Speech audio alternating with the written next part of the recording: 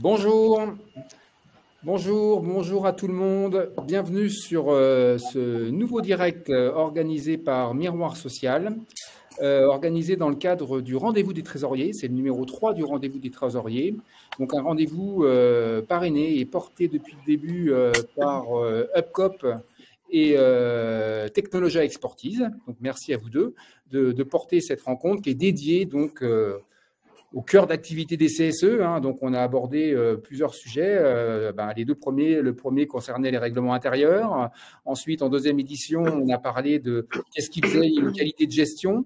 Et troisième édition, avec le rapport de fin de mandat, dans un contexte qui est propice pour le faire, puisque au moins à minima, la moitié, voire 2/3 des CSE vont être renouvelés d'ici la fin de l'année. Donc, on est en période, c'est la saison du renouvellement au niveau des CSE. Et la question qu'on pose, donc, c'est la question de cette transmission, les conditions de la transmission, de la passation, quand un CSE se renouvelle, avec un exercice légal qui est celui du rapport de fin de mandature, qui n'a pas à confondre avec l'arrêté des comptes. C'est pas la même chose, c'est pas le même exercice, c'est pas du tout le même exercice. Et donc, dans quelles conditions on mène cet exercice. Donc, merci à Lamia Brahmi qui représente Lito. Alors, Lito, c'est une plateforme de gestion des CSE, de services au CSE. Donc, vous êtes une jeune entreprise qui a intégré le groupe Upcop il y a 2 ans, je crois, 3 ans. Oui, c'est ça, oui. Il y a 2 ans, voilà. Et donc, vous faites partie de l'écosystème de Upcop. Donc, c'est à ce titre-là que tu interviens pour Lito. Et ça va être vraiment intéressant de vous entendre parce que vous adressez une typologie de CSE plutôt, pas des CSE, on va dire.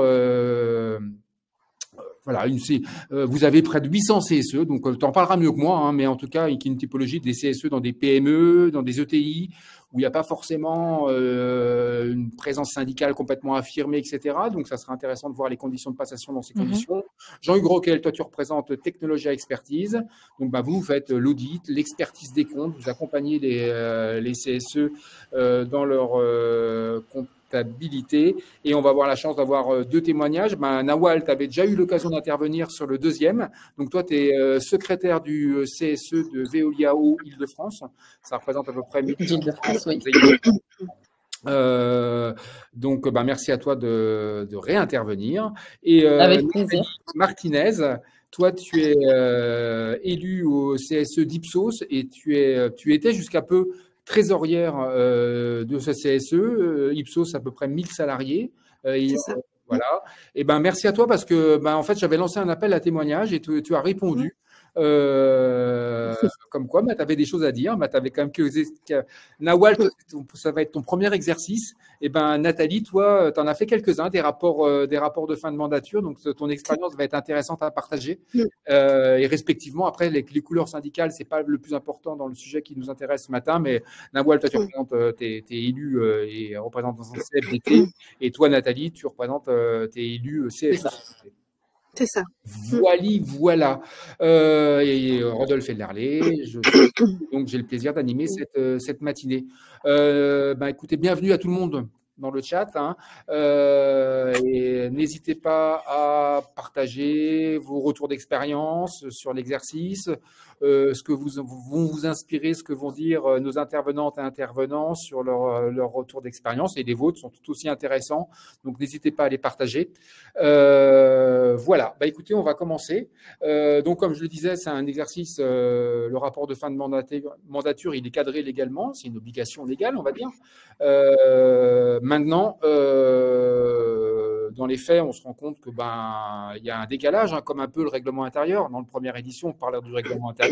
Théoriquement, il s'impose à l'ensemble des CSE. Dans les faits, le règlement intérieur, il est loin d'être dans les clous comme il devrait l'être dans beaucoup de CSE pour moult raisons. Mais en tout cas, c'est une réalité de constater qu'il y a un petit décalage entre la théorie légale et la réalité, les conditions d'application de celle-ci dans les CSE. Lamia, on va commencer avec toi. Donc, Lamia Brahmi, tu es responsable de la réussite client chez Lito. Donc, tu peux nous présenter rapidement Lito et un peu qu'est-ce qui t'amène à avoir une vue sur cette problématique de la transmission du rapport de fin de mandature sur le panel de CSE que vous couvrez d'ores et déjà, fort de votre petite existence. Bien sûr, merci beaucoup. Donc Lito, en fait, on est une plateforme à destination des entreprises et aussi des CSE. Donc, on permet aux CSE de mettre en place des avantages salariés et également aussi d'avoir toute la partie gestion des comptes de paiement et de comptabilité simplifiée. Donc, on a un outil très, très complet, en fait, et on leur permet vraiment de mener leur mandat à bien en toute transparence et également après, justement, dans le cadre de la passation, d'avoir tous les éléments nécessaires pour la réaliser au mieux. Donc à travers, des rapports, des livrables et également tout ce qui va être, exportation d'informations liées à la consommation. Donc en fait, c'est vraiment un outil transparent et qui les accompagne tout au long.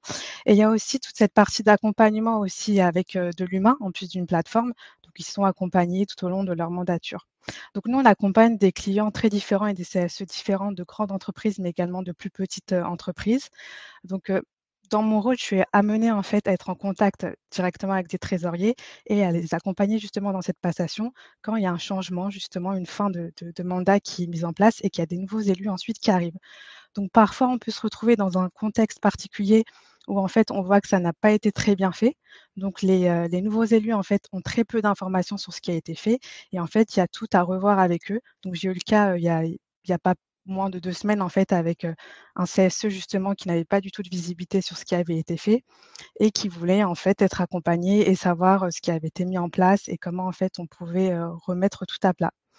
Donc, il y a tout ça qui est fait justement chez Lito et on accompagne les clients sur toute cette partie-là et justement, la problématique, c'est parfois il y a une communication qui n'est pas très claire en fait, au moment de la passation, bien qu'on sait que c'est une obligation justement légale de mettre en place, enfin de faire en fait cette, passation et à la fin du mandat.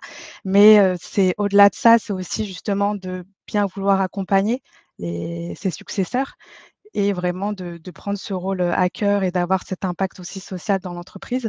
Parce que justement, il n'y a pas que la partie comptabilité et la partie compte qui est importante, mais il y a aussi l'impact social qui est plus difficilement mesurable et sur lesquels justement il y a besoin d'un accompagnement.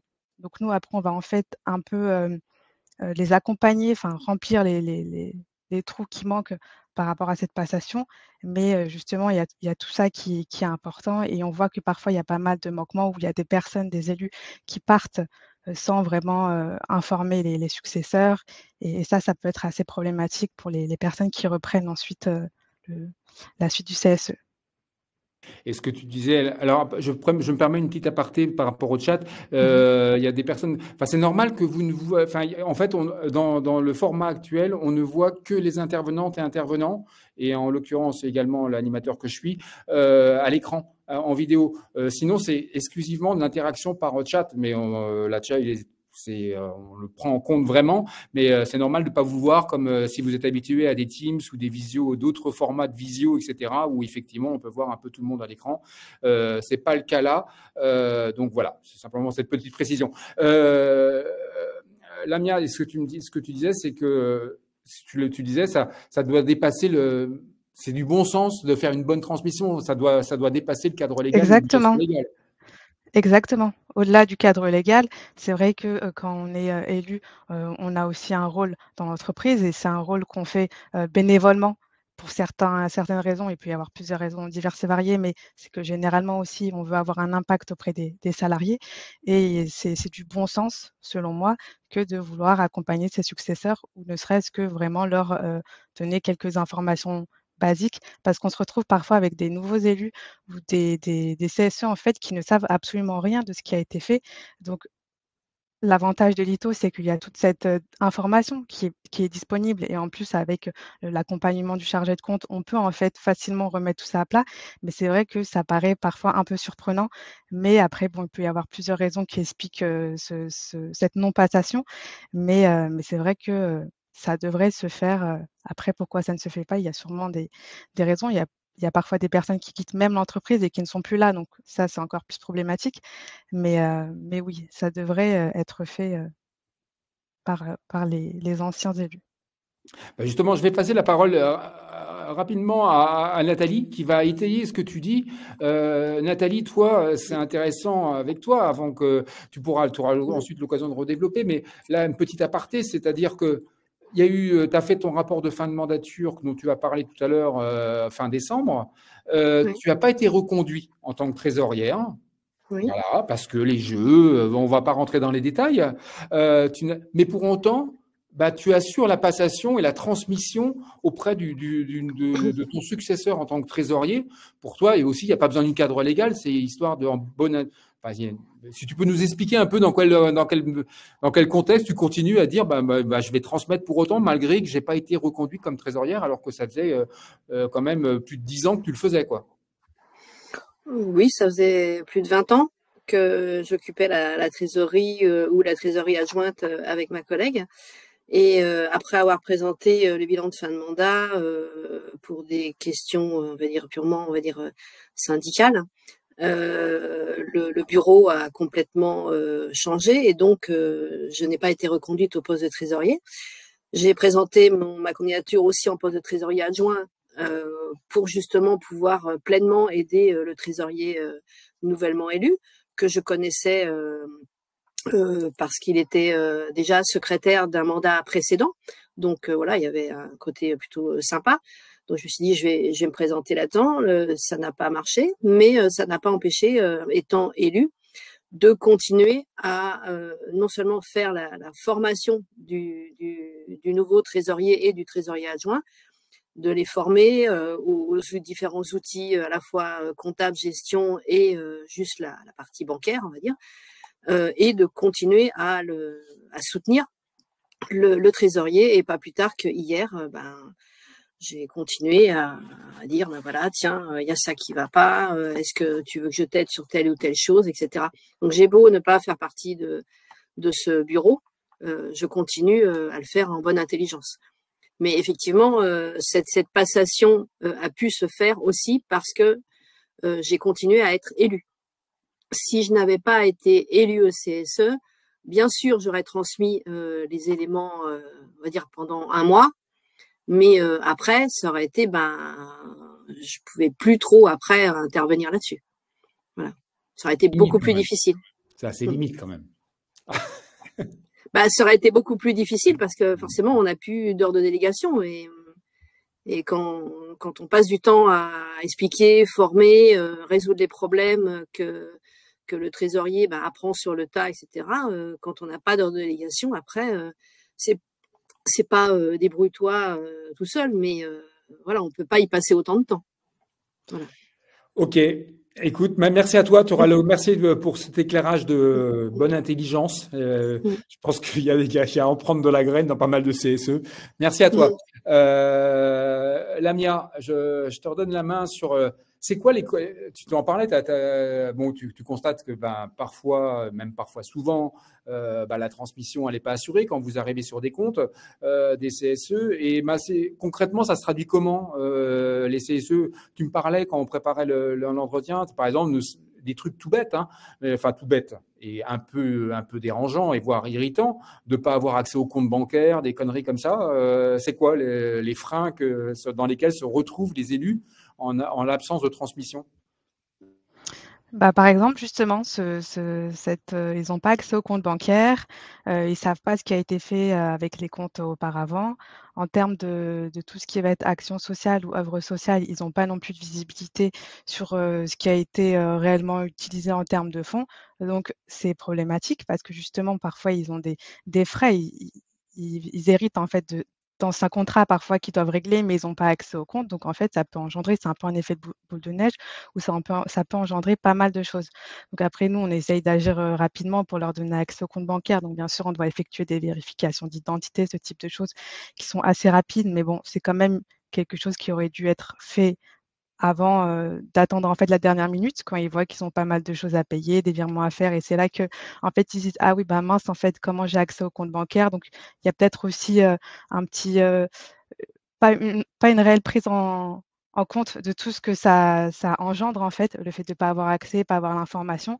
Donc ça effectivement après nous on essaye vraiment de faire au mieux, mais oui ça peut être problématique. Après bien sûr tout peut être résolu, mais c'est vrai qu'en fait, il y a un moment pendant lequel, voilà, c'est un peu la panique du côté des CSE parce qu'ils se disent: «OK, qu'est-ce que je dois faire?» Il y a peut-être pas aussi une très bonne connaissance de de tout leur rôle. Après, c'est aussi normal quand ce sont des nouveaux élus qui arrivent, voilà, il y a aussi tout ce travail de formation et c'est pour ça que c'est super quand il y a des personnes comme vous, Nathalie, qui vraiment accompagnent les personnes parce que c'est un tout nouveau rôle et généralement, ce qu'on entend beaucoup aussi, c'est qu'ils n'ont pas assez de temps, que voilà, c'est du bénévolat, qu'ils font ça enfin, ils ont des heures de délégation, mais parfois c'est compliqué aussi de les utiliser. Donc, on sent qu'il y a aussi un tas de choses qui fait que ce n'est pas forcément toujours leur priorité et du coup, ça se ressent et après, bon, voilà, il faut essayer de faire au maximum parce qu'il faut toujours assurer, on va dire, une continuité, du service, pour les CSE. Donc il faut que les avantages continuent à fonctionner quand il y en a en place. Quand il y a des prestataires à payer, il faut aussi qu'ils puissent, le faire, donc heu, donc oui, ça peut être problématique. Après, bien sûr, c'est toujours possible de tout résoudre dans un délai, très raisonnable. Mais voilà, c'est vrai qu'on arrive parfois enfin, on voit parfois des élus un peu paniqués, donc ça peut être problématique pour eux, en tout cas. Ok, alors Lamia, c'est quoi la part des choses entre le côté, c'est à mon avis, ça pèse dans l'histoire, entre le côté je manque de temps en tant qu'élu, j'ai pas forcément pris conscience de tout ce que ça sous-entend d'être élu, et Mmh. notamment trésorière ou trésorier, enfin, et au moment de cette passation, le temps que ça va me prendre, et je vais pas avoir le temps de le faire parce que je suis pas permanent, j'ai un boulot à côté, ma priorité c'est mon boulot, et ce temps-là, je suis Mmh. incapable de le prendre. Dans quelle mesure ça pèse, et également le côté, en fait, j'ai pas tilté sur le côté collectif que ça avait de prendre un mandat, et que la responsabilité que ça sous-entendait. C'est quoi l'équilibre entre cette contrainte de temps et ce côté acculturation à ce que ça représente en termes de démarche collective? Bah, les 2 entrent vraiment en jeu dans le sens où, par exemple, par rapport au manque de temps, c'est vrai qu'il y a des heures de délégation, ce type de choses.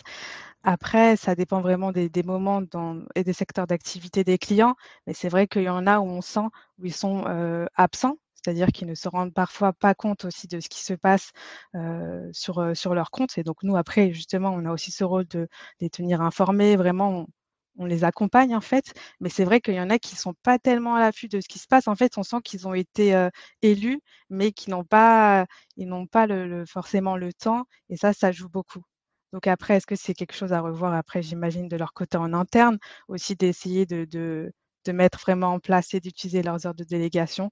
Donc ça c'est je pense un autre sujet, mais il y a aussi l'aspect collectif. On voit parfois beaucoup dans des CSE qu'il y a une différence d'implication entre certaines, personnes où il y en a en fait, on les voit assez présents ou qui sont vraiment présents pendant les échanges, avec l'ITO et il y en a d'autres qui font plus, acte de présence, on va dire, sur le papier.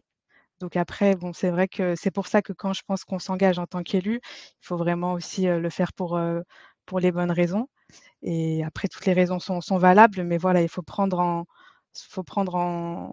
compte ce que ça implique et le côté collectif parce qu'on fait ça aussi, pour, les salariés et vraiment pour les salariés. Donc il faut vraiment avoir aussi cette volonté de le faire.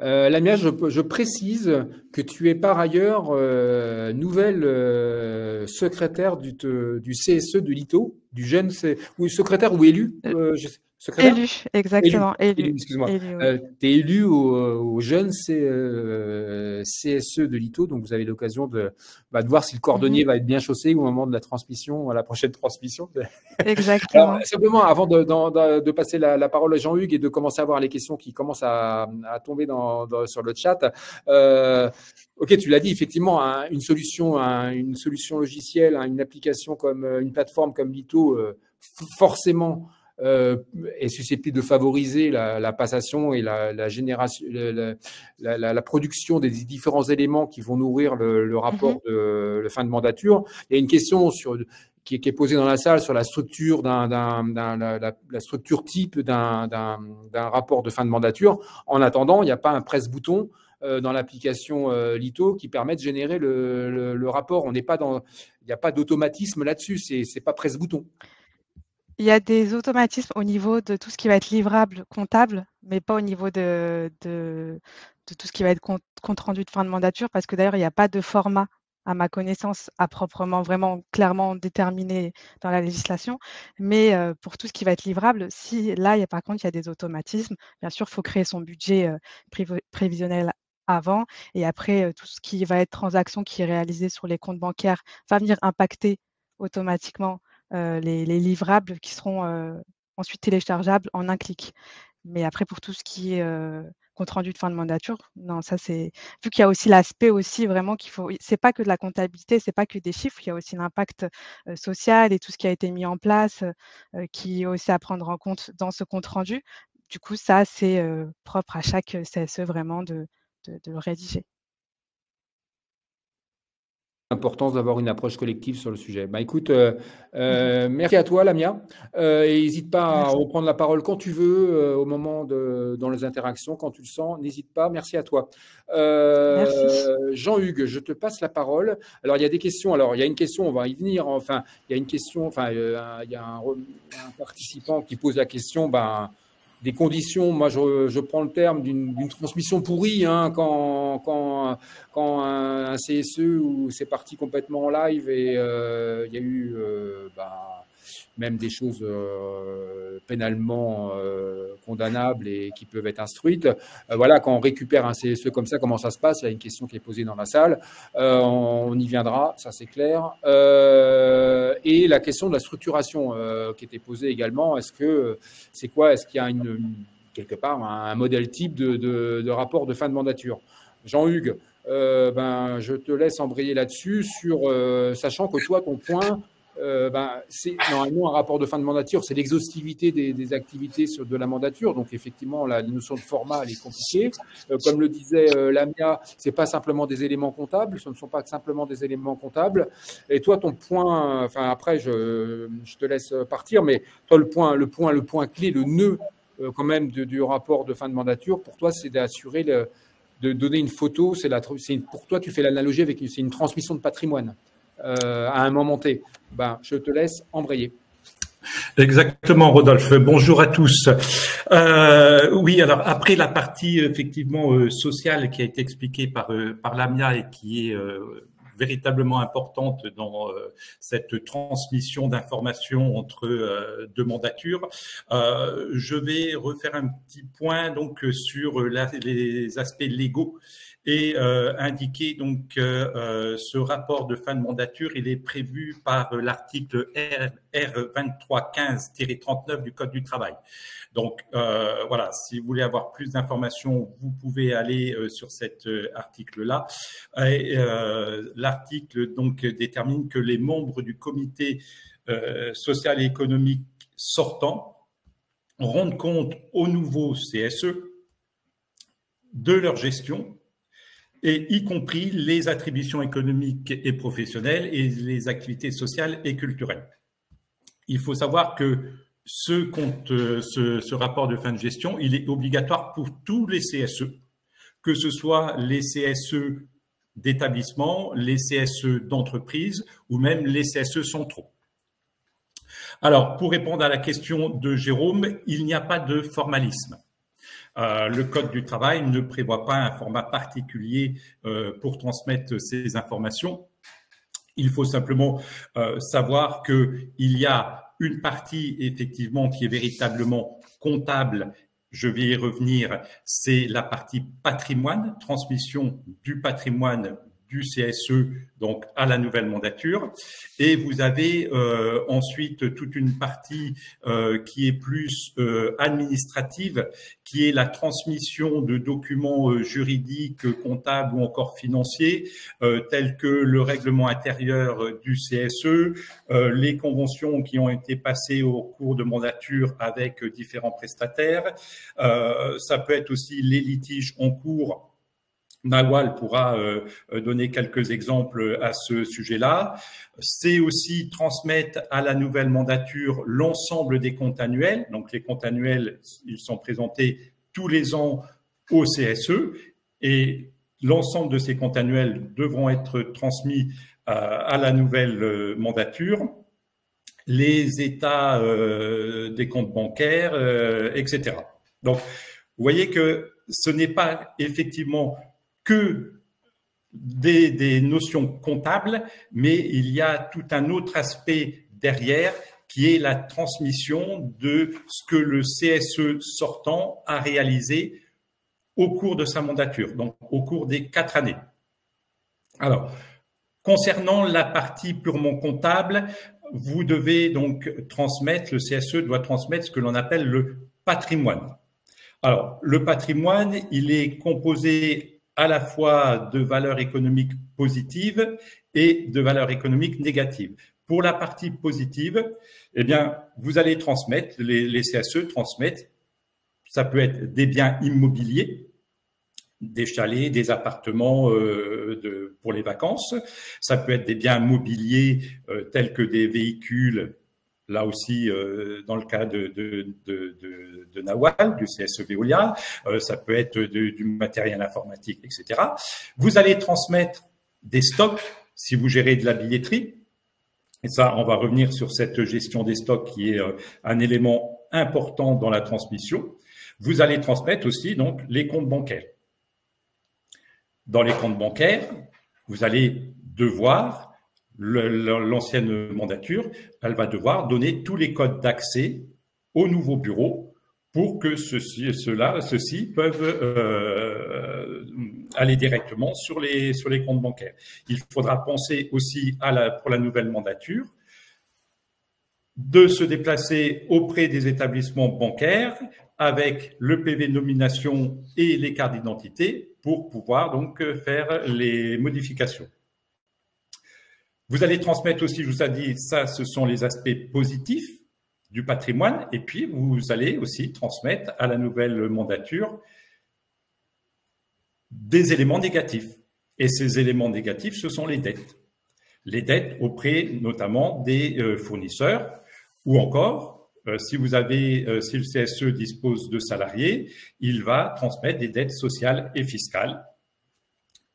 Et donc, dans le cadre où il y a des salariés, tout ce qui est contrat de travail, les procédures en cours, s'il y a des procédures auprès des prud'hommes, etc. Donc, c'est quelque chose qui est la transmission de patrimoine et donc ce rapport de fin de mandat, c'est quelque chose qui se prépare à l'avance. Ça ne se fait pas au dernier moment. Prévoyez au minimum un mois et demi en fonction de la taille du CSE pour pouvoir transmettre dans de bonnes conditions. Quand je travaille avec les CSE, et encore une fois en fonction de la taille, on commence cette préparation de compte-rendu de fin de mandat environ 1 mois et demi à 2 mois avant la date des élections. Parce que c'est quand même, il y a beaucoup d'éléments à transmettre. Aucun formalisme, mais un rapport et transmission de documents comme les contrats. N'oubliez pas, il y a des contrats qui n'arrivent pas forcément à échéance parce qu'il y a un changement de mandature. Il y a des contrats, exemple les plateformes de gestion des ASC, qui perdurent après donc les élections professionnelles. Et ça, le nouveau bureau, les nouveaux élus doivent connaître quels sont ces contrats qui perdurent et avec lesquels ils vont continuer à être engagés pendant X années. Jean-Hugues, une question. Tu disais transmission de patrimoine. L'analogie, quelque part, avait aussi avec un héritage où il y a des dettes et des créances. Exactement. Et qu'il fallait geler la situation. Ça veut dire quoi, geler la situation? Pendant quelle période? Pour justement que la photo soit nette et qu'il n'y ait pas encore des mouvements pendant la période de transition et potentiellement, s'il y a des mouvements pendant cette période de transition entre les élections et qu'il y a encore des mouvements financiers, etc., ça peut poser des problèmes. Exactement. Très bonne remarque, Rodolphe. Il faut, à mon sens, effectivement, geler au maximum ce patrimoine à une date donnée. Exemple, si vos élections ont lieu le 15 novembre, essayez de faire un arrêté des comptes au 31 octobre. Alors, ça signifie quoi? Ça signifie qu'au maximum, il faut éviter, entre cette période du 31 octobre et du 15 novembre, de continuer à engager des dépenses au titre du CSE. Si vous devez achetez de la billetterie, par exemple, faites-le avant, pas au cours de cette période. Il faut savoir que les mandats s'arrêtent au premier jour du premier tour, donc au premier tour des élections professionnelles.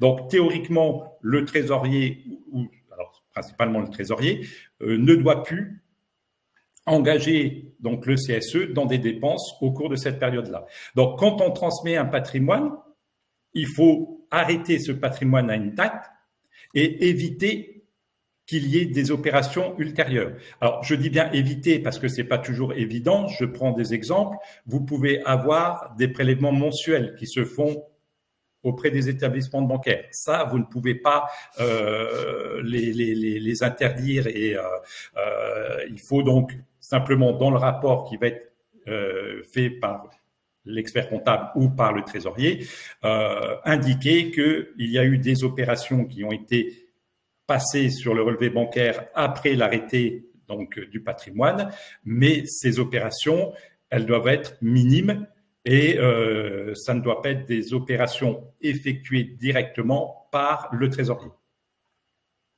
Et tu avais commencé à l'aborder, les stocks. Les stocks, a priori, c'est un nœud, c'est un sujet sympa dans les CSE. Et comment on borde la chose quand on parle de rapport de fin de mandat et de voilà. Oui, effectivement. De toute façon, les stocks qui sont gérés par les CSE, effectivement, il y a très souvent des anomalies. Ce qui est normal. La gestion des stocks, c'est quelque chose de très difficile, surtout quand on n'a pas un logiciel de gestion, parce que ça se fait souvent sous format Excel, et on retrouve en fin d'exercice ou lors de la clôture de fin de mandat, on trouve souvent des écarts entre le stock physique, c'est-à-dire lorsque vous comptez les billets qui vous restent dans le coffre-fort ou l'armoire, avec ce qui apparaît en comptabilité. Alors pourquoi? Parce que des fois, quand on a distribué de la billetterie pour un parc, on l'a attribué à de la billetterie cinéma par erreur. Ou alors, on a distribué de la billetterie à un salarié et à ce moment-là, on a été dérangé par un coup de téléphone important, etc. Et puis, on a oublié de le comptabiliser dans la fiche de stock sous Excel. Donc, voilà, ce sont des éléments qu'il faut prendre en compte et pour moi, il est important d'arrêter les stocks avant la transmission donc de ce patrimoine, éviter au maximum de continuer cette vente après donc la date arrêtée pour la transmission de patrimoine. Et ça s'anticipe, c'est-à-dire de dire aux salariés, écoutez, pendant une période de 15 jours, il n'y aura pas de vente de billetterie. Parce que, comme on fait un arrêté d'inventaire, cette période-là, on ne pourra pas vous distribuer de billetterie.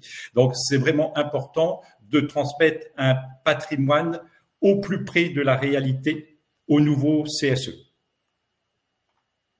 Merci Jean-Hugues. Alors, dernière petite question, dernière petite relance. Mais il y a une question peut-être dans la salle, sur les histoires de périmètre au moment des élections de Yann, quand un changement de périmètre sur du CSE, périmètre des établissements. Je te laisse y répondre peut-être dans la. Je vais pas. Parce que j'ai pas vu la question de Yann Sevin. Mais bon. Je vais regarder, puis je vais regarder. Et sinon, je vois d'autres questions. Alors, oui, il faut présenter ce rapport de fin de mandat. Alors, il faut savoir que l'intérêt de ce rapport de fin de mandat, c'est que le nouveau CSE doit pouvoir se faire une opinion sur la gestion de l'ancienne mandature. Donc, présentation obligatoire au nouveau CSE, à la première réunion du nouveau CSE. En revanche, moi, je présente généralement à l'ancien CSE, parce que il y a Un CSE, ça fonctionne comment? Il y a une instance collégiale, c'est-à-dire lorsque les élus sont en réunion plénière et qu'ils peuvent être amenés à rendre un avis, donc à voter. Et puis, vous avez le bureau du CSE. Donc, l'instance collégiale, pouvoir législatif, il vote et le bureau, il exécute. Donc, les élus en réunion plénière ne savent pas forcément quelle a été la gestion exacte du bureau. Donc, présentation effectivement à la mandature sortante et présentation à la mandature entrante. Donc, on a 2 pôles prix d'un avec toi. Ah oui, oui. Ouais, non, mais parce que c'était une question dans la salle et on verra. Nawal et Nathalie, elles ont deux approches. Elles ont eu 2 approches différentes. Et Nawal Nawal le dira mieux que moi, va présenter l'ancienne mandature. Et donc, ça veut dire que la nouvelle mandature, il y aura aussi une présentation avec la nouvelle mandature. Dernière question. Je réponds simplement parce que je vois, c'est Stéphane qui pose une question. Quels sont les recours contre l'ancien CSE s'il refuse de confier toutes les informations au nouveau CSE? Eh bien, il faut que le CSE, par un vote, donne mandat à un élu du CSE pour intenter une action en justice. Et ça arrive. Encore récemment, j'ai eu, je vous donne un exemple, un ancien trésorier du CSE qui avait rapatrié toutes les archives comptables chez lui et qui refusait de les transmettre au nouveau bureau. Donc, la seule possibilité dans ce cas-là, c'est de mandater, donc voter en instance pour qu'un élu ou plusieurs élus du CSE, ça peut être aussi le président du CSE, pour qu'il puisse y avoir une action en justice.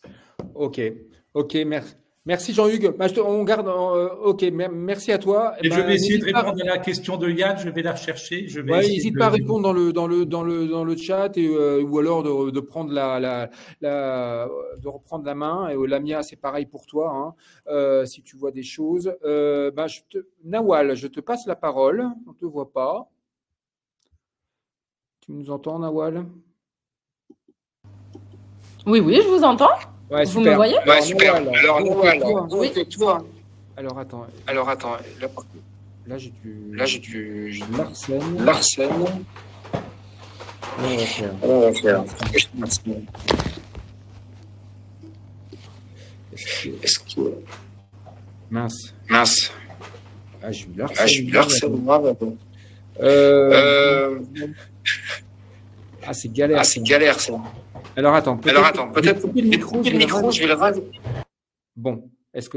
Alors, je vais réactiver le micro de Nawal pour éviter ce Larsen qui est assez désagréable. Donc, avant de passer la parole à Nawal, donc je vous présente Nawal. Donc, elle est secrétaire du CSE de Veolia Eau Île-de-France, un CSE de 1400 ouvrants droit. Ça va être son premier rapport de fin de mandature.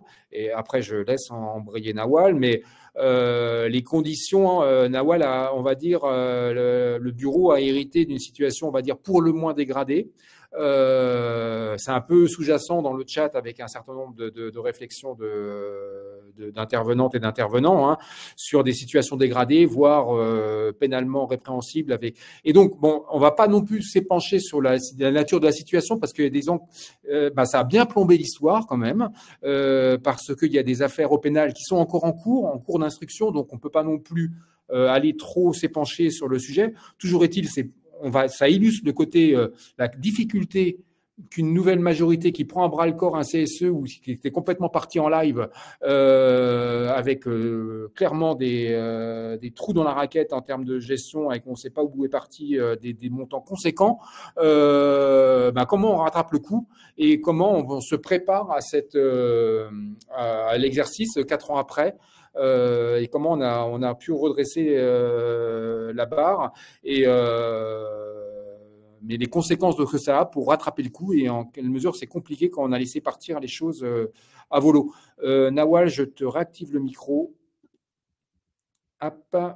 Et moi, je coupe le mien. À toi, Nawal. Très bien. Oui, effectivement, ça a été, le démarrage a été compliqué. Disons que l'historique pesait beaucoup, qui était encore récent, pesait beaucoup sur la gestion du CSE en termes d'ASC, en termes d'AEP, au niveau aussi des prestations qui ont pu redémarrer et de nouveau profiter aux salariés. Donc, effectivement, il y a encore des choses et on a été marqué toute notre mandature par ces choses-là qui pesaient sur nous, donc des procédures judiciaires, un redressement judiciaire. Maintenant, on rend les mandats, le bureau, ce bureau-là, en tous les cas, la mandature s'achève pour ce bureau en novembre. Donc, le 29 novembre, nos mandats tomberont. Les élections auront lieu mi-novembre. Et là, on te voit pas, Nawal. Ben, pourtant, la caméra est allumée. Je me vois. Je suis... Nous, on a un fond noir. Nous, on a un fond noir. Ah bon? Et vous me... Et tout à l'heure, Tout à l'heure, on te voyait. Ah, bah tu as touché quelque chose. Bah, je sais pas ce que j'ai fait. En fait, j'ai un larcène de malade. Nos deux micros sont simultanés. Et bon, écoute, le principal, c'est qu'on t'entende. Oui. D'accord, je vais poursuivre. Alors, c'est dommage. Je pensais que... Puisque moi, ça s'affiche, mais bon. Pour poursuivre, j'en étais à la difficulté du redressement judiciaire et des procédures qui étaient en cours. Nos mandats tomberont le 29, les élections auront lieu mi-novembre, donc c'est intéressant. Et effectivement, quand on reprend le sujet, parce que ça sera notre premier rapport de fin de mandat, moi j'en ai pas hérité malheureusement, j'ai pas eu de premier rapport de fin de mandat par rapport au CSE précédent. Donc on a constaté les choses, mais je m'appuie beaucoup, le bureau est beaucoup aidé par le cabinet d'expertise comptable qui a l'historique et ça a très souvent été communiqué justement aux membres du CSE en CSE. Donc ils savent, puisqu'on faisait un suivi quasiment, très régulier, en tous les cas, très régulier, de tout ce qui était propriété, des comptes, parce qu'on a les véhicules, tout ce qui est mobil-home, le patrimoine immobilier, donc mobil-home, camping, chalet de vacances, des choses comme ça. Et on a pris effectivement, en discutant un petit peu avec notre cabinet comptable, on a pris effectivement le point de présenter le rapport lors de la dernière séance ordinaire de CSE, donc fin novembre. L'opération se renouvellera en présentant au nouveau comité notre rapport de fin de mandature. Donc en 2 fois. Ok. Et comment ça va se présenter? Concrètement, ça va être la seule à présenter. Vous allez comment ça va se passer? On va être plusieurs, mais en tant que trésorière, je pense que je vais animer la plus grande partie. Et le rapport sera constitué avec l'aide de l'expert comptable. Si tu peux nous parler de l'histoire vous avez arrêté les comptes au 31/10, c'est ça, hein? Alors, on s'est dit au niveau des comptes, au niveau de la billetterie, en tous les cas, un état des stocks. Donc, état des stocks pour tout ce qui est billetterie, en premier lieu, effectivement. Ensuite, tout ce qui est chute, en fait, des prestations sociales, c'est-à-dire que là, il nous reste, donc on est qu'en octobre, pour exemple, les cadeaux salariés Noël, les prestations de fin d'année, donc pour le salarié et son enfant, ont été commandés, donc on les a au coffre, on a les stocks, puisqu'ils sont intacts, ils n'ont pas encore été distribués, on a la totalité donc, de la commande, que l'on présentera donc au nouveau bureau et qui retrouveront au niveau des stocks lors de la passation. Donc, on ne commande plus rien et c'est vrai que ça soulève une petite problématique. Là, on fait un état des stocks des prestations qui nous restent, mais c'est vrai que ça sera problématique qu'au niveau de la billetterie, parce qu'on n'est pas à l'aise voilà, ça s'entend. On va encore avoir des demandes. Les élus, enfin les salariés continuent de vivre, même s'il se passe quelque chose au CSE, eux ne sont pas censés, voilà, le subir. Donc on a toujours veillé à ce qu'il y ait une fluidité, une continuité de service entre guillemets, et que le salarié lui ne le ressente pas et puisse jouir des prestations que lui propose son CSE. Mais là, c'est vrai que pendant une quinzaine de jours, 3 semaines maximum, on ne pourra pas répondre favorablement à ces commandes, à ces demandes de billetterie pour figer vraiment les stocks. Okay. Donc, c'est une contrainte que vous devez prendre en compte. Oui. Et Nawal, c'est quoi il en est des questions des budgets que vous avez engagés pour 2024. Alors, on a des engagements en 2024. Alors, il faut séparer les contrats à reconduction tacite. Ça, c'est les engagements avec tout ce qui est assistance juridique, cabinet d'expertise comptable, la compta. Ça, on a des assurances aussi, tout ce qui est reconduction tacite. Donc ça, le CSE, de principe, ne s'oppose pas à ça parce que justement, c'est fait pour assurer la continuité du CSE. En revanche, les engagements qui ont été pris, ça a toujours été comme ça. C'est souvent sur, là ce qui a été pris, c'est un engagement sur la création des catalogues prestations sociales parce que ça doit être créé et distribué entre décembre et janvier. Donc on sera en pleine transition. C'est le catalogue qui reprend les prestations sociales et l'autre qui reprendra donc les séjours et voyages et tout ce qui est activités loisirs.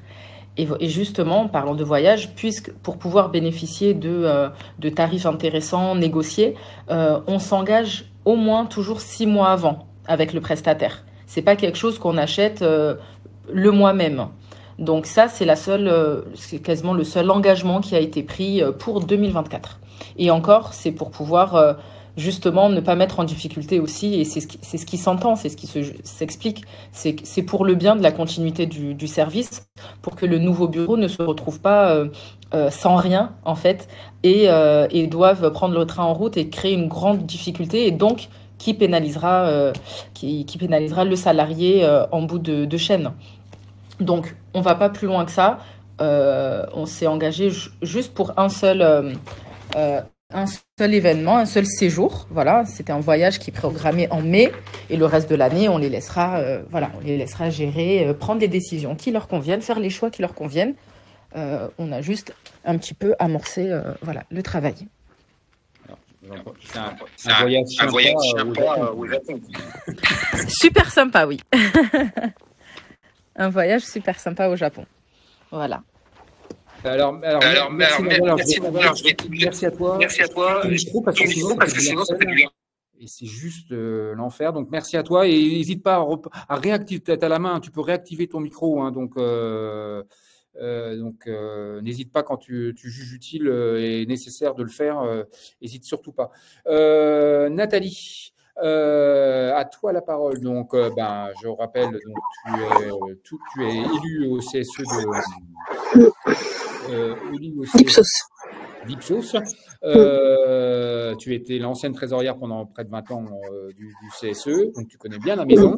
Et donc, en décembre dernier, tu as fait ton dernier rapport de fin de mandat. Et là, toi, tu l'as présenté à la nouvelle instance. Hein, c'était la première réunion du CSE. Le premier point, ça a été celui-ci, de rendre compte à la nouvelle mandature de votre rapport de fin de mandature. Si tu peux nous expliquer comment ça s'est passé, en combien de temps, concrètement, comment s'est passé l'exercice?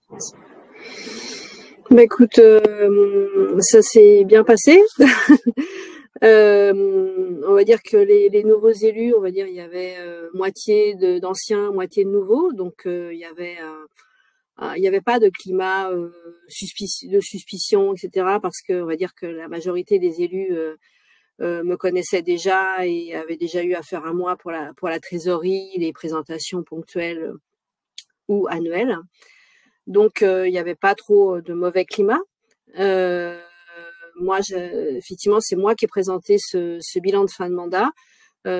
J'ai été aidée par ma collègue qui était la trésorière adjointe pour qu'on puisse faire certains points, parce qu'elle s'occupait plutôt voilà. Enfin bref, j'ai pas fait le boulot que toute seule, on va dire. Voilà, mais le compte rendu de fin de mandat, donc il a été présenté à la première réunion d'ouverture des nouveaux élus, antérieurement donc à la nomination des membres du bureau.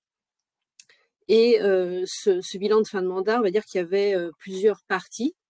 Donc j'ai été aidée aussi pour la présentation par l'expert comptable, non pas pour qu'il fasse le job, mais pour qu'il me dise tout ce que je devais y mettre.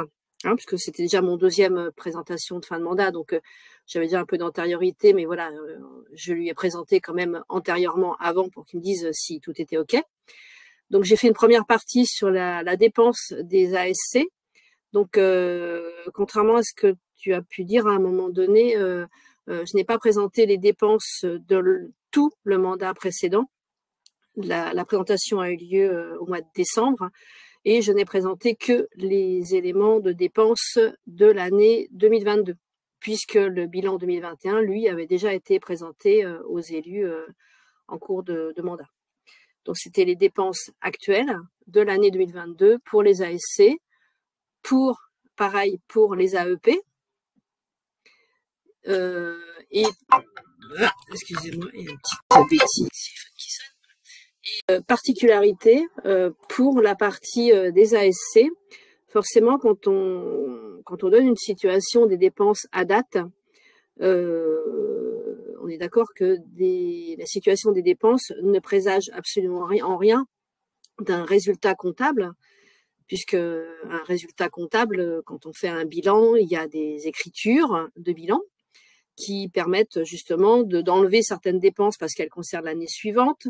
Enfin voilà, ou de gérer justement les stocks et de les enlever des dépenses de l'année en cours, etc. Donc je me suis permis de présenter pour le secteur des ASC une sorte de mini bilan qui partait du résultat purement bête et méchant à date, et en simulant les écritures comptables de fin de bilan afin de leur donner un résultat estimatif comptable, comme si je faisais un bilan de sortie de compte. Voilà. Et là-dedans, par exemple, tu as intégré par exemple les subventions de l'employeur, des choses comme ça. Voilà, les subventions à recevoir, les stocks à date, les remboursements sport qui étaient encore pas payés, les charges, ce qu'on appelle les charges constatées d'avance, c'est-à-dire les contrats en cours, mais qui sont pour l'année suivante, donc ont été payés sur 2022, mais qui engagent ce qu'il a promis sur la partie 2023. Donc voilà, ça permettait de faire des plus et des moins, qui a permis de donner un bilan plus proche, on va dire, d'une réalité purement comptable, comme si je présentais un bilan. Donc toi, tu préconises le prévisionnel, hein, de proposer un prévisionnel. Oui.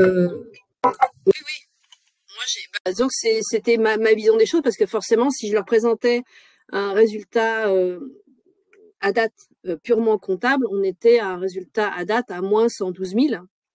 Donc je me suis dit, ça va hurler dans les chaumières, comme on dit. Et pour pas leur faire peur, je me dis, mais attention, ce résultat de moins 112 000, c'est une photographie à date. Et moi, je vais vous faire la chose comme si on présentait un bilan et on arrivait à un résultat à 0.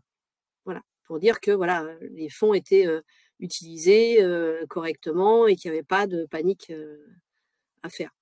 Okay.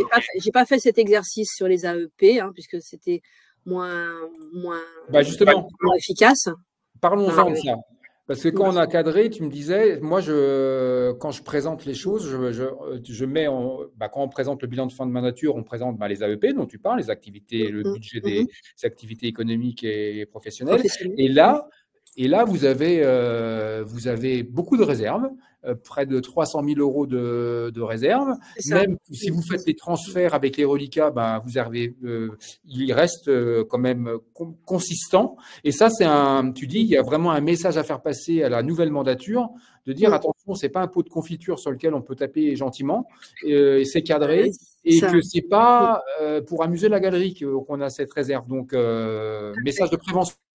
Tout à fait. Donc, après la présentation excusez-moi, il y a quelqu'un qui essaie de m'appeler. Après la présentation des AEP, j'ai présenté, bien sûr, les contrats en cours. Donc, tous les contrats en cours, ça on en a parlé déjà, quelqu'un en a parlé dans le précédente conversation. Tous les contrats en cours, que ce soit des contrats pour la gestion du site Internet, les abonnements de juridique, les abonnements pour tout ce qu'on peut avoir pour la maintenance informatique, etc. Et où je leur ai donné, voilà, dans quel budget allaient ces contrats en cours, le coût annuel et la répartition si c'était en ASC ou en AEP. Voilà, pour qu'ils sachent exactement, avec bien sûr toutes les dates de fin de contrat. Donc ça, c'était important.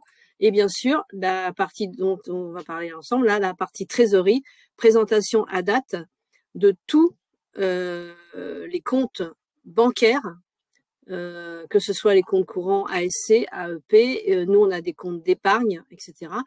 Et donc effectivement, en donnant cette photographie à date, j'ai vu, et je le sais par habitude, que tout d'un coup, il y a des élus, surtout les nouveaux, qui se disent « Waouh, il y a beaucoup de sous, qu'est-ce qu'on est riche, on va pouvoir faire la teuf au village. » Et pas du tout. Voilà, j'aurais bien distingué déjà ce qui faisait partie du budget ASC, donc là qui est totalement au bénéfice des salariés. Mais forcément, quand on présente aussi un compte d'épargne à 300 000 euros pour les AEP, je vois quelques élus qui se disent chouette, on va faire plein de séminaires, on va partir faire ci, on va faire, voilà, il y en a un. Donc, pour avoir l'habitude de ces genres de comportements, moi, je les ai tout de suite freinés en disant attention, on fait pas n'importe quoi avec. Là, c'était le côté un peu explication de à quoi sert un budget d'AEP. Donc, je suis pas rentrée trop dans le détail, mais en disant surtout qu'on ne pouvait pas faire n'importe quoi et que s'il y avait des sous dans ce truc, c'est parce que forcément, entre ce qu'on reçoit depuis des années de la part des directions et les dépenses réelles, ben, petit à petit, il y a eu des cumuls qui se sont faits. Donc voilà, donc c'était aussi pour expliquer tout ça. Je leur ai présenté également la partie patrimoine. Donc nous, on a un patrimoine qui est essentiellement du matériel informatique, des coffres et du matériel de bureau. Hein. Donc il n'y avait pas de quoi, il n'y avait pas d'immeubles, etc. Donc il n'y avait pas de soucis. Et une partie importante où là, ça a été la synthèse des actions des ASC menées durant toute la mandature. Donc là, on n'était pas en données purement comptables. On a listé ensemble, là, donc là, ça s'est fait avec la trésorière adjointe et les membres actifs du bureau et même des ASC. Voilà, tout ce qu'on avait pu faire durant le mandat. Nous, on a des mandats de 3 ans. Donc, tout ce qui a été fait dans les ASC pendant les 3 dernières années. Donc, les trucs sympas, on a développé ci, on a mis la dématérialisation, on a fait tel week-end, voilà. Bon, c'était purement, il n'y a pas de données chiffrées là-dessus. Voilà. Et il y a une toute petite dernière partie là qui me tenait à cœur parce que je savais par discussion que je n'allais pas être réélue au poste de trésorier, donc ça m'a pas gênée en soi. Hein. J'ai voulu quand même, lors de cette présentation, expliquer et lister le rôle exact du trésorier afin que la personne qui allait se présenter, je savais qui ça allait être, hein, mais je voulais que ce soit su par l'ensemble des élus, que l'ensemble des élus sachent exactement tout ce que devait faire le trésorier et ses responsabilités. Donc ça tenait en quand même une quinzaine de lignes pour qu'ils se rendent compte du boulot qu'il y avait à faire et de la responsabilité que ce poste c'était un boulot pas facile et extrêmement prenant et chronophage. Bon, on le voit bien dans le chat que c'est important de le rappeler. Tu dois le regarder comme moi et comme nous tous. Et bon, bah, c'est très important de rappeler ça et que bon, faire confiance c'est bien, mais contrôler c'est pas mal aussi. Et voilà, etc. Et que ça doit être une approche collective parce que si des gens partent en cacahuète, ben, que la régulation collective puisse jouer et qu'on ne laisse pas partir des gens en vrille. Voilà. Dernière petite question, Nathalie, c'est sur la précédente, ton précédent bilan, tu me rappelais, alors c'est peut-être de l'anecdote, mais c'est intéressant à entendre. Tu as présenté donc, il y a 4 ans ton rapport de fin de mandature et c'était à la faveur du passage de CE en CSE. Et là, tu as ton président de l'instance qui te rentre gentiment dans les plumes en disant, en s'étonnant du niveau de la trésorerie que vous aviez sur là je parle des activités sociales et les ASC, hein, donc évolue aux activités pour les salariés, et en s'étonnant que le CSE n'ait pas tout dépensé et en endossant ce rôle-là. Alors qu'est-ce que tu lui as répondu? Bah, écoutez, ça a été un moment assez désagréable. Pour info, le président du CSE, quand on est passé de CE à CSE, a été le président du CSE pendant les 20 dernières années, donc me connaissait bien, d'autant plus que c'était mon N+2 au niveau hiérarchique, hein, c'était le directeur financier d'Ipsos.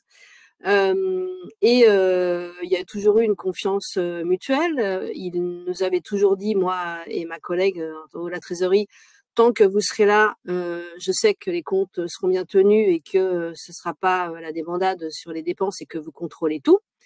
Et je sais aussi que vous préservez les réserves et je trouve ça très bien que vous ayez l'équivalent de 6 mois de dotation d'avance. Donc, on s'est toujours tenu aussi à ça. Et tout d'un coup, lors de la première présentation du nouveau CSE, où là donc il y a beaucoup de nouveaux élus, hein, puisque forcément c'est un regroupement de toutes les instances, je me retrouve avec un président du CSE qui retourne les choses et dit mais comment ça se fait qu'il y a autant de réserves, vous n'avez pas dépensé tout l'argent, les salariés, cet argent appartient à Ipsos, il vous est donné pour être restitué aux salariés, comment ça se fait, etc. Et moi, j'ai eu un moment de grand vide, je lui ai dit, mais Patrice, je ne comprends pas, vous nous avez toujours accordé votre confiance, c'est vous-même qui avez dit qu'il fallait 6 mois de réserve, je suis très étonnée que tout d'un coup, vous reveniez sur vos propres décisions. Et là, du coup, il a arrêté de parler et je pense qu'il y a des choses qui voulaient dire qu'il n'a pas pu aller plus loin, ou alors il voulait se montrer d'une autre façon. Mais en tout cas, ça n'a pas été très agréable pour moi. Mais voilà, je l'ai retourné à l'envers. Et juste, je voulais rebondir sur un truc. Il y a Laurence a mis le rôle du trésorier est décrit dans le règlement intérieur. Oui, nous aussi, le rôle du trésorier est écrit dans le règlement intérieur, mais entre un rôle purement écrit, en disant, voilà, le trésorier, il doit faire les paiements, il doit faire attention à ci, à ça, à ça. Il y a toujours plein de choses qui ne sont pas forcément écrites et qui sont extrêmement chronophages, en plus de ce qui est écrit, on va dire. Et donc, c'était très important pour moi de lister vraiment tout ce que j'avais eu à faire. Et je vois bien que le nouveau trésorier, même si maintenant, on va dire qu'ils ont décentralisé la saisie de la compta à un expert comptable, c'est une idée qui se tient, hein, pourquoi pas. Parce qu'avant, c'était moi qui faisais le job, parce que je suis comptable, donc c'était pas un problème.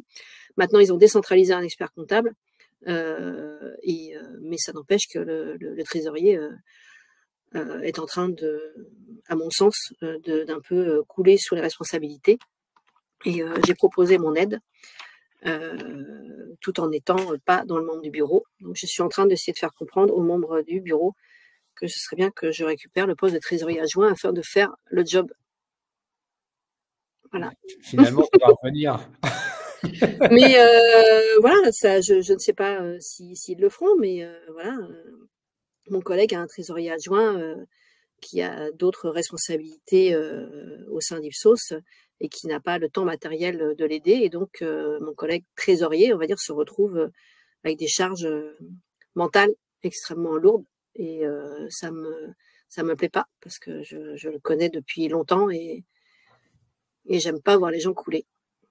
Bah, très bien, merci de ton témoignage parce que ça illustre encore une fois, je pense qu'on y revient quand même, le côté l'important d'avoir une approche collective sur l'importance de l'approche collective, et donc tu l'illustres très bien. Merci à toi.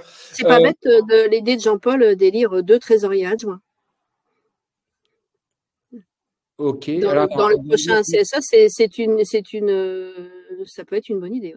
Ouais, Jean-Paul Vouillet qui représente le nouveau CSE qui a fusionné d'ailleurs chez HP, a pas mal de bonnes idées. Et, très bien, merci Jean-Paul pour la piste, effectivement, très bien. Moi, je vous propose, il nous reste une bonne vingtaine de minutes, de voir par rapport aux questions qui sont tombées dans le chat, par rapport à vos prises de parole respectives, Jean-Hugues, Lamia, Nawal et Nathalie, des rebonds que ça vous inspire, etc. Donc, qui veut prendre la parole, qui veut rebondir écoute, Rodolphe, moi, je vais répondre à une question qui est celle de Jean-Louis. Qui est intéressante. Donc la question c'était, si le mandat se finit en novembre et que nous prévoyons de faire des paniers de Noël, comment faire? Est-ce que l'on peut lancer des commandes avant les élections ou après? Voilà, c'est quelque chose d'important, effectivement. Alors, déjà, premièrement, théoriquement, le bureau du CSE doit avoir présenté un budget prévisionnel en début d'année. D'accord? Qui a été voté par les élus, par l'instance collégiale. Donc, aucun souci à ce que la mandature actuelle, donc qui va prendre fin en novembre, puisse engager les dépenses pour Noël, parce qu'on ne va pas sacrifier les salariés parce qu'il y a des élections professionnelles. Il y a un budget prévisionnel qui a été voté pour l'ensemble de l'année. Ce budget prévisionnel devait certainement prévoir les fêtes de fin d'année, donc les bons cadeaux ou les paniers de Noël. Donc, aucun souci à ce que ces paniers de Noël soient commandés, achetés, donc payés avant la fin de mandature et qu'ils soient distribués au cours de la mandature suivante. Sauf à ce que vous me disiez qu'en 10 jours, ça peut se faire et qu'entre fin novembre et on va dire le 15 décembre, les paniers seront reçus et distribués. Mais sinon, pas de souci à ce que ce soit acheté avant la fin de l'ancienne mandature. Il ne s'agit pas de pénaliser les salariés. Et de la même manière, une chose, lorsque vous votez un budget prévisionnel, libre à la nouvelle mandature de revoir ce budget prévisionnel. Le budget ne l'engage pas. Hein, c'est simplement, le budget prévisionnel permet d'engager les dépenses légalement pour le bureau. Attention, toute dépense qui n'aurait pas été engagée sur la base d'un budget prévisionnel voté par l'instance collégiale, ou alors, c'est ce qu'on appelle voter au coup par coup, c'est-à-dire à chaque fois que l'on prévoit une dépense, il faut le faire voter par l'instance collégiale du CSE, mais toute dépense qui n'aurait pas été engagée dans les normes est une dépense, entre guillemets, illégale. J'insiste bien, je prends un exemple puisque c'était un arrêt de la Cour de cassation.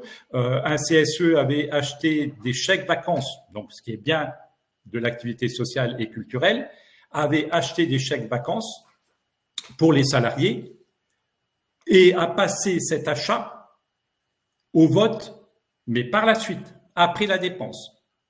Eh bien, ça a été qualifié comme une dépense anormale. Donc, voilà, à partir du moment où vous avez voté le budget prévisionnel ou l'instance collégiale a validé le budget prévisionnel, pas de souci pour engager la dépense, même si c'est après la fin de mandature. Merci. Lamia, Nathalie, Nawal, si vous voyez des choses, n'hésitez pas. Oui, alors je trouvais ça justement très intéressant, ce que vous disiez, Nathalie, par rapport aux frictions, justement par rapport à l'utilisation du budget, parce que comme vous disiez, Jean-Hugues, c'est vrai que normalement, il y a eu un budget prévisionnel qui a été fait, donc il ne devrait pas y avoir de surprise, en fait, au final. Donc, c'est vrai que c'est là qu'on se pose parfois des questions sur est-ce que tout le monde suit en fait la réunion, ou en fait si tout le monde vraiment prend connaissance aussi des PV, des comptes rendus qui sont faits. Et on a vu aussi dans le chat qu'il y avait des personnes qui mentionnaient justement une fraude, et ça c'est quelque chose aussi que j'ai personnellement vu. En fait, ça peut arriver, et c'est pour ça qu'il est important aussi de rappeler le rôle du trésorier adjoint. En fait, là, des personnes ne devraient pas, même si c'est vrai qu'il y a une certaine confiance qui est donnée, ne devraient pas être isolées à 100%. Et s'il y a un trésorier adjoint, quand il y en a un, c'est aussi son rôle de justement travailler en binôme. Et voilà, en plus, au-delà de ce qui est décrit, c'est vrai, dans le règlement intérieur, il y a aussi une personne qui avait mis ça dans le chat.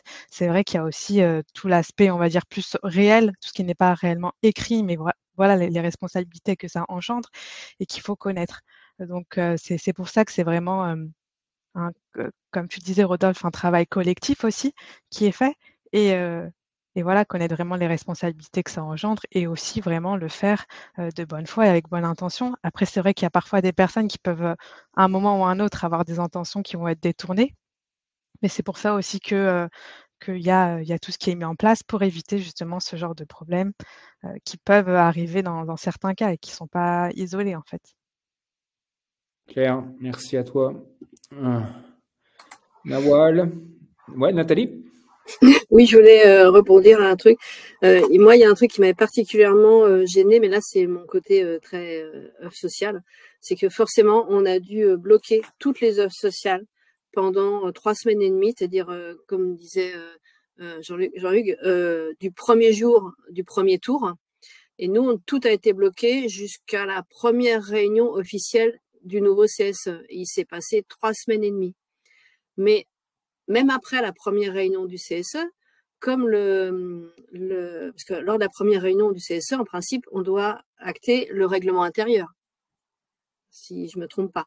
Or, forcément, le règlement intérieur n'a pas été acté lors de la première réunion, parce qu'il faut le construire ou le modifier par rapport s'il y a un ancien, etc.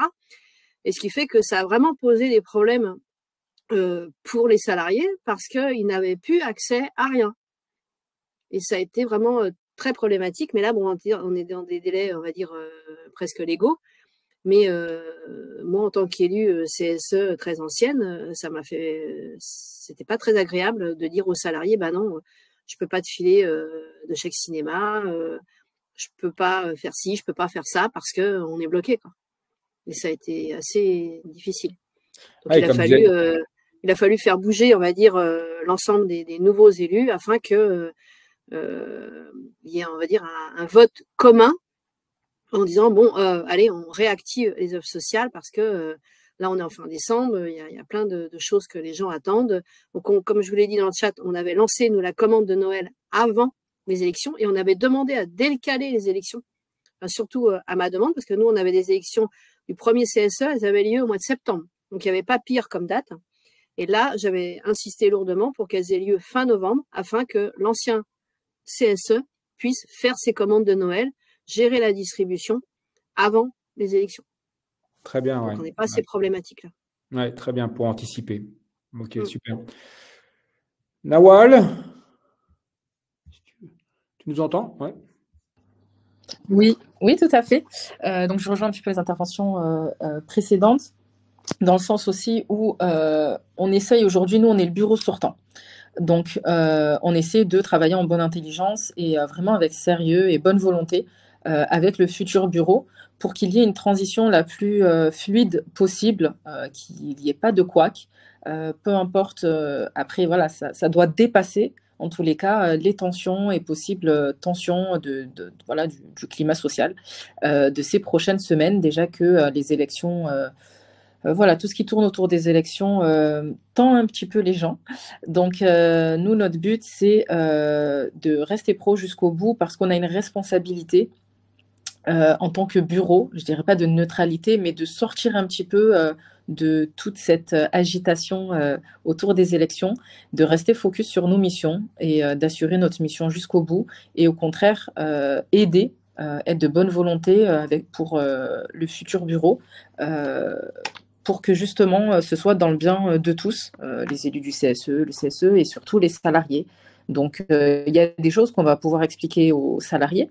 Par exemple, là en novembre, voilà, il va y avoir 2-3 semaines où il faudra leur expliquer que ceci est gelé, qu'il va falloir attendre l'issue des élections et donc l'élection du nouveau bureau pour que ça reparte comme avant. Voilà, on essaye de limiter l'impact sur eux et c'est leur intérêt que l'on garde en tête et qui nous fait avancer. Et après, voilà, nos valeurs personnelles aussi. Et quand on a la responsabilité d'un bureau, on se doit d'être pro jusqu'au bout. Ouais, on est d'accord que le mot pro est riche de sens et qu'il ne faut pas le perdre avec des postures à deux balles, excusez-moi du terme, parfois. Donc voilà, donc merci Nawal. Moi, il nous reste un petit quart d'heure. N'hésitez pas dans la salle s'il y a des questions auxquelles on n'a pas répondu. Je pense que n'hésitez pas. Oui, vas-y Nathalie.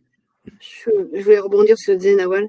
Il faut vraiment essayer, mais après, on n'est pas dans un monde de bisounours, je suis bien d'accord, mais il y a des moments où il faut essayer de mettre ces considérations purement personnelles, voire syndicales, de côté, afin que l'intérêt des salariés prime sur l'intérêt personnel et les vexations personnelles qu'on pourrait ressentir. Moi, j'ai pas été vexée de pas être réélue trésorière, ça m'a pas gênée et ça me repose d'ailleurs, c'est très bien.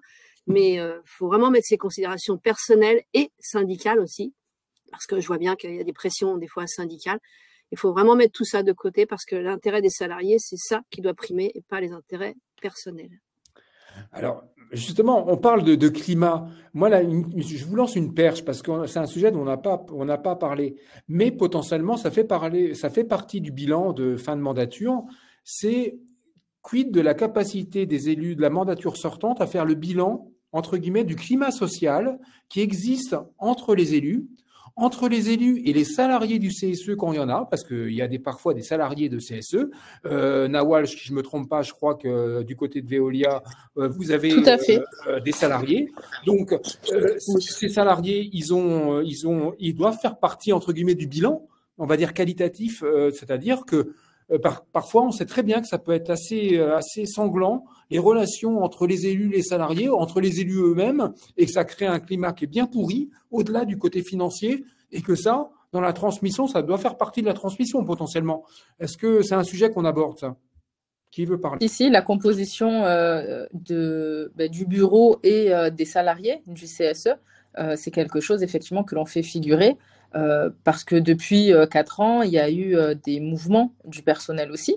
Donc, on rappelle aujourd'hui, en fait, la photographie à date de la situation. Je me souviens que lors de la passation précédente, donc c'était une passation, c'était une situation particulière, mais c'est vrai que le temps au bureau de se présenter à la banque, avoir également le règlement intérieur signé et par le nouveau secrétaire et par le président pour le présenter à la banque pour créer de nouveaux droits, c'était le trésorier sortant, donc il n'avait plus de mandat, qui avait toujours la main sur les comptes parce qu'il devait justement par rapport aux salariés maintenir les virements de salaire en fin de mois. Donc voilà, il y a 2-3 exceptions comme ça, des situations qui font qu'on doit assurer la continuité, en fait. Donc oui, surtout quand il y a des salariés.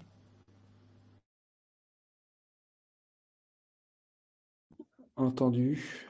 Des rebonds là-dessus sur la notion de salarié des CSE et le climat entre les élus. Parce que parfois, il y a des histoires entre les élus. Hein.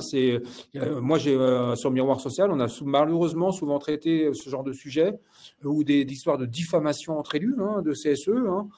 Ça fait partie du passif. Hein. Ouais, je confirme, Rodolphe. Régulièrement, heureusement, ce n'est pas une majorité, mais une majorité des cas, mais régulièrement, lorsqu'il y a donc cette passation entre deux mandatures, on retrouve souvent des conflits syndicaux. Et je rejoins tout à fait Nathalie sur ce qu'elle a dit, à savoir qu'il serait souhaitable dans ces moments-là de penser déjà salarié et non pas syndicat. Parce que ça pénalise tout le monde. Bien souvent, il y a des suspicions qui sont faites et il n'y a rien derrière. Donc, ouais, faire très attention effectivement à cette ambiance un peu délétère lorsqu'il y a des passations. Nous, on en a, on a des dossiers comme ça à l'heure actuelle où ça se passe très mal parce que quel que soit le syndicat d'ailleurs, il n'y a pas, c'est pas un syndicat en particulier par rapport à d'autres. En fonction des CSE, ça peut être n'importe quel syndicat. Et voilà. Alors après, on s'en prend toujours généralement aussi à l'expert. Il ne faut pas oublier que le cadre contractuel de l'expert, c'est celui de l'assistance et de conseil. Ça, c'est très important. C'est pas un audit. Alors, je sais que je continue sur puisque c'était un des points sur lesquels que l'on allait aborder. Bien distinguer ce qui est l'assistance et le conseil au CSE de l'audit.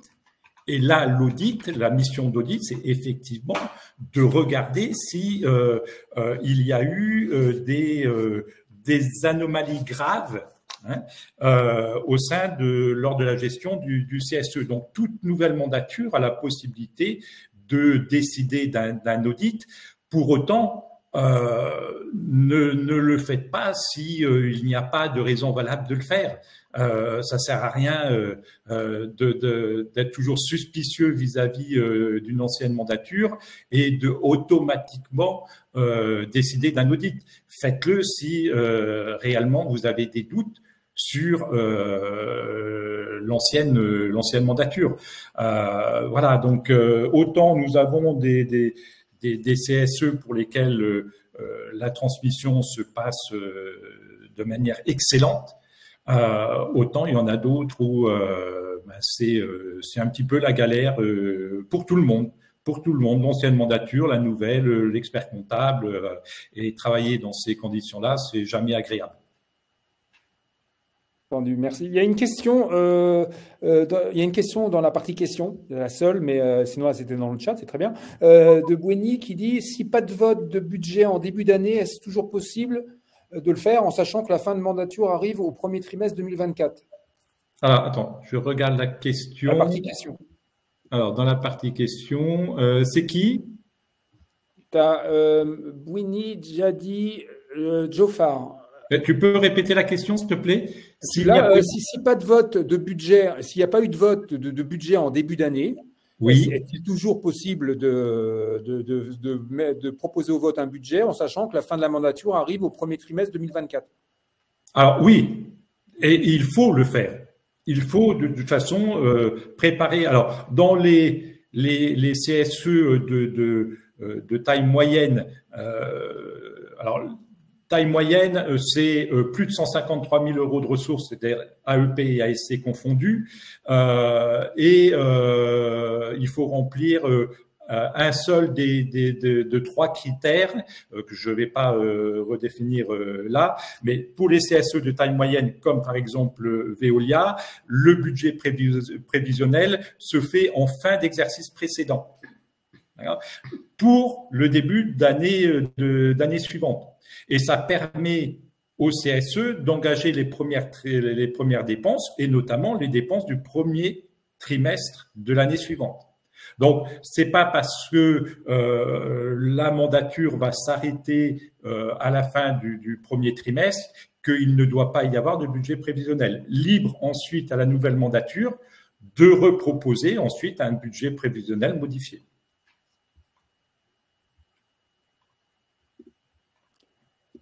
Mais toujours engager les dépenses dans le cadre d'un budget prévisionnel, ou alors vous faites voter au coup par coup à chaque fois que vous avez des dépenses. Alors, vous le faites voter en instance.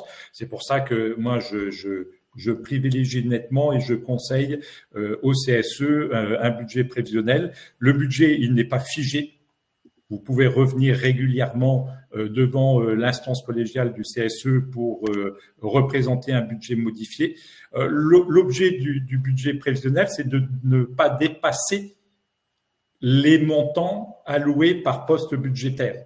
Tant que vous ne les dépassez pas, vous pouvez engager des dépenses. Si vous vous apercevez que vous allez dépasser un des postes du budget, eh bien vous relevez ce poste-là et vous le refaites passer en instance collégiale. Voilà, c'est comme ça que doivent être engagées les dépenses. Et comme le disait, je crois, Michel, oui, le trésorier, le bureau présente le budget, mais à la fin, c'est l'instance collégiale, les élus en réunion plénière qui vont le voter. Et c'est en fonction de ce vote-là que le bureau va pouvoir engager les dépenses.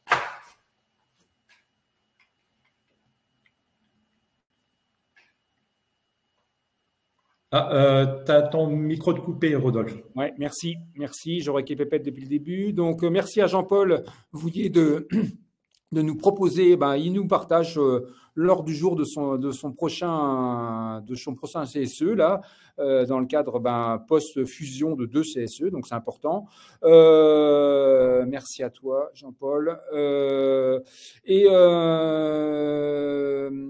Écoutez, pour terminer, peut-être, justement sur les fusions, et en termes de mauvaises pratiques, c'est un exemple que tu m'avais rapporté, Jean-Hugues. Alors, c'est 2 CSE qui fusionnent. Et il y a un des CSE qui siphonne toute la trésorerie pour en faire profiter ses salariés à lui. Et comme ça, il file rien du tout à celui avec qui il fusionne. Ça, c'est un bon exemple de pratique et de bilan de fin de mandature, non? Oui. Alors, on n'était pas tout à fait dans le cadre effectivement du rapport de fin de mandat, puisque c'était 2 CSE qui allaient fusionner en un seul. Mais effectivement, fallait clôturer les comptes, et il y avait 2 possibilités qui étaient chacun, nous avons des fonds propres, soit on ramène tout au niveau CSE, et donc l'ensemble des salariés profiteront de ces fonds propres, de ces réserves, ou alors on les utilise avant de créer le nouveau CSE. Et ce qui s'est passé, c'est que l'un des CSE a fait le choix de tout transmettre au nouveau CSE, et l'autre avait décidé de distribuer pour la partie activité sociale l'ensemble de ses réserves aux salariés. Alors, voilà, typiquement l'exemple de mandature qui commence dans une ambiance un petit peu glaciale, puisque un CSE s'est trouvé pénalisé, à juste titre d'ailleurs, a trouvé que les salariés qui intégraient donc le nouveau périmètre étaient pénalisés par rapport aux autres salariés qui avaient bénéficié de plus de prestations.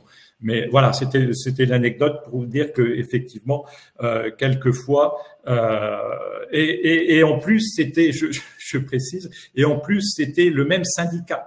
C'est-à-dire que dans les 2 CSE, c'était le même syndicat qui gérait, et les décisions qui avaient été prises étaient différentes.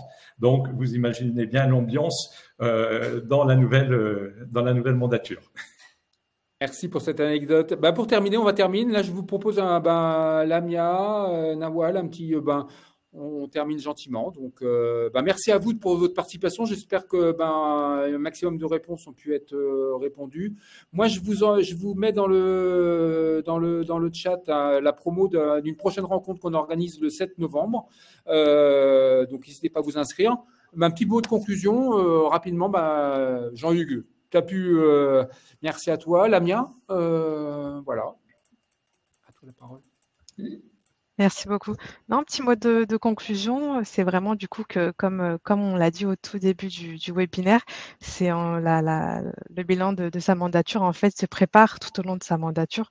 Donc c'est un exercice qu'on fait à la fin, mais en fait on doit vraiment le réfléchir en amont pour vraiment le réaliser à la fin de sa mandature facilement et pour pas se retrouver à courir pour essayer d'avoir tous les éléments, mais vraiment d'être accompagné, de prendre le temps si c'est possible sur ces heures de délégation pour faire tout ce travail-là pour que ça se passe au mieux.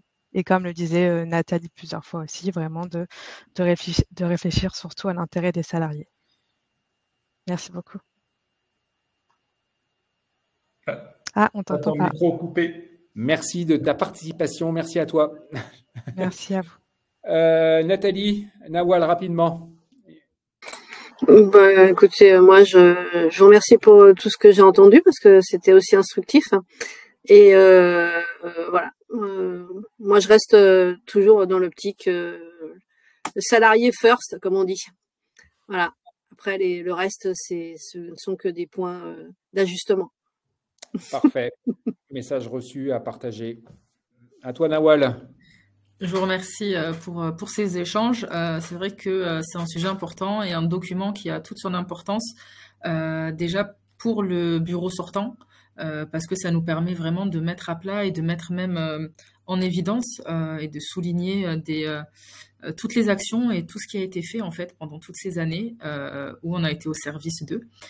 Et c'est très important parce que le nouveau bureau, il ne faut pas le mettre en difficulté et en même temps, ça nous permet, nous, le bureau sortant,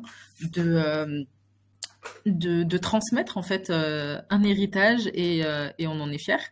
Maintenant, effectivement, c'est quelque chose qu'il faut travailler, bien préparer pour faciliter le travail à ceux qui vont reprendre et assurer de la continuité, tout ça avec un seul leitmotiv, c'est l'intérêt des salariés. Bah écoutez, vous êtes raccord, c'est parfait. Bah écoutez, merci à vous. Et moi, donc, j'ai fait la promo pour le 7 novembre. N'hésitez pas à vous inscrire. Ça n'a rien à voir avec le sujet qui nous concerne ce matin, mais c'est sur le dialogue social environnemental. Je vous invite vraiment à s'inscrire. Ça va être vraiment intéressant. Et sinon, je vous annonce le rendez-vous numéro 4 du rendez-vous des trésoriers qui sera toujours porté donc par UpCoop, peut-être Lito aussi à nouveau, et Technologie Expertise. Le numéro 4. Donc la date, ça sera d'ici la fin de l'année. La date, elle n'est pas encore complètement arrêtée. Et dans la continuité de ce qu'on vient de dire, là, c'est sur le rapport d'activité. Et à la différence de ce dont on vient à parler, là, on est dans le rapport de fin de mandature, c'est entre élus. On l'a bien vu. Le rapport d'activité, c'est la capacité, c'est un objet de communication à l'égard des salariés. C'est qu'est-ce qu'on a fait dans l'année en tant que CSE et comment on en rend compte auprès des salariés, comment on en fait un objet de communication. Et là, ça va être l'occasion de mettre en avant tout ce qui est sous-jacent à ce qui a pu être dit par Nawal, Nathalie et Lamia, c'est de dire comment on est capable en tant qu'élu de dépasser nos divergences si on en a et pour dire quel message on adresse aux salariés, en sachant que la cible, là, c'est quel message on va faire passer aux salariés. C'est pas simplement entre nous et le vote qu'on va avoir dans l'instance. Donc, c'est un exercice qui est complémentaire et qui est dans l'axe de ce qu'on vient de dire ce matin. Bah, écoutez, je vous remercie tous les quatre pour vos interventions. Merci à la salle pour votre participation active et vos retours. Et le compte rendu à suivre. Et puis, à bientôt pour une prochaine rencontre. Je vous souhaite une bonne journée. Au revoir. Merci beaucoup. Bonne journée tout le monde. Bonne journée à tout le monde. Et comme je fais le message, il y a un petit post que j'ai mis dans la partie modérateur. Donc, si on peut se retrouver, avec plaisir. À bientôt. Au revoir. À bientôt. Au revoir. Au revoir. Bonne journée. Bonne journée. Bonne journée.